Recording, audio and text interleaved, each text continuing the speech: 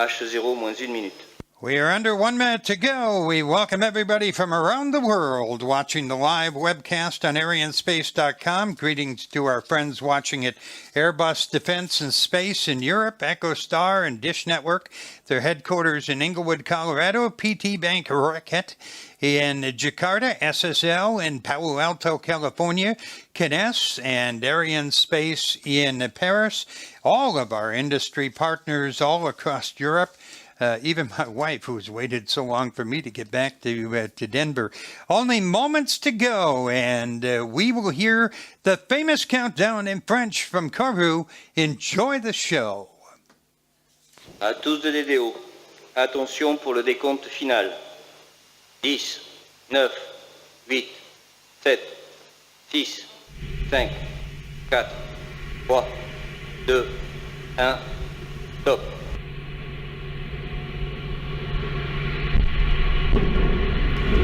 Allumage Vulcain. Allumage des EAP, décollage.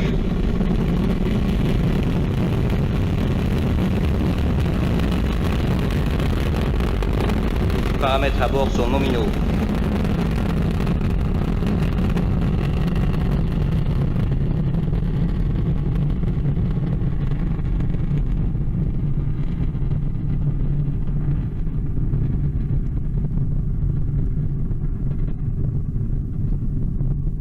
One for the history books, and in the memory of the late, great Muhammad Ali, the rumble in the Amazon jungle tonight is that mighty Ariane-5 ECA as she roars into the sky above Kourou. My 10th time that I've called a launch. Takes my breath away every time. We're 57 seconds into the flight. Ariane-5 breaking the sound barrier here in Kourou, and the massive Jupiter facility beginning to shake right now as the launcher roars out over Devil's Island, made famous by the movie Papillon. 1,300 tons of thrust breaking the Ariane-5, free from the bonds of Earth's gravity. 90% of that power coming now from the two boosters, each one 31 meters tall, 100 feet. They're burning 240 tons of solid propellant in 2 minutes, more than 2 tons a second.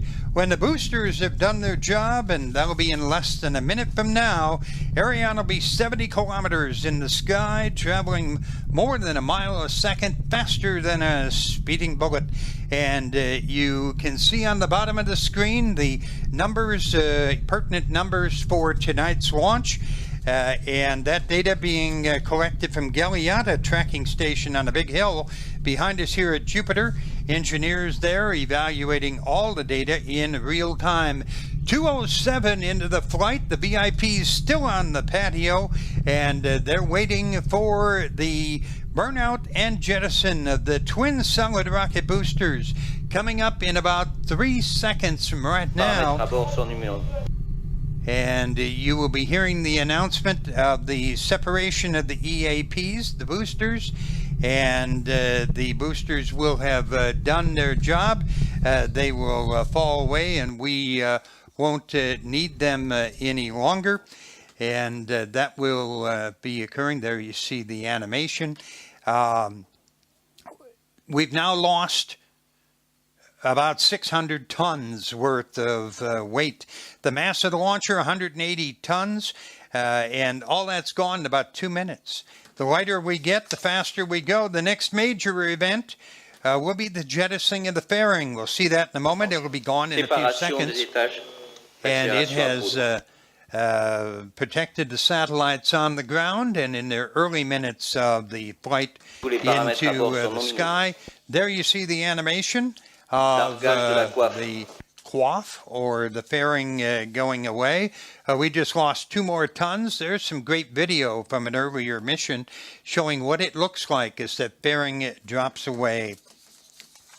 And the launcher is now 118 kilometers above Earth. We're technically in space.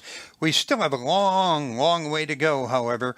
I call your attention to the animation. You see all the numbers on the bottom of the screen.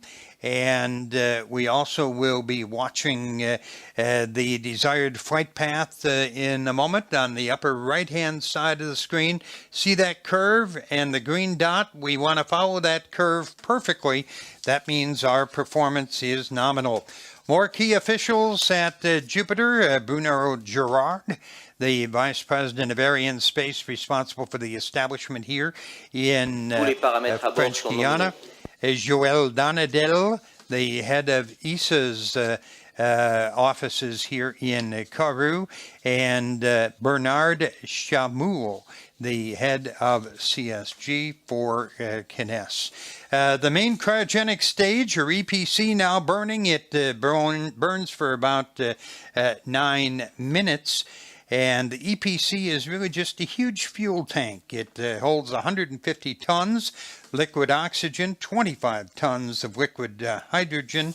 That engine gulping 320 kilograms, 700 pounds of fuel a second. That's 500 times more than a jet engine. You know, I have absolutely no idea what the fuel mileage is on the Ariane-5, but it is built for speed and power, and in that arena, who cares about fuel economy? It is a workhorse. And there you see that we're moving out over the Atlantic Ocean. You know, I live in Denver, and one of the questions I frequently get from people is, why do I come here to French Guiana for a rocket launch? Why do you come down here? Well, the space base is only 500 kilometers, 300 miles north of the equator. The Earth rotates faster at the equator than it does, say, at Kennedy Space Center in Florida. Thus, the Ariane-5 gets a huge boost from the Earth's rotation. This allows satellite operators in many cases to launch heavier payloads, add more fuel to their birds, and increase their operational life. And that generates more revenue. Just one more reason that Ariane-Space is the undisputed champion of the commercial satellite launch industry. Oh, you know, and another question people ask, what about hurricanes? Well, I'm not a meteorologist, but the European Space Agency evaluated locations for the base. One thing they learned, hurricanes in the Western Hemisphere don't drop this low.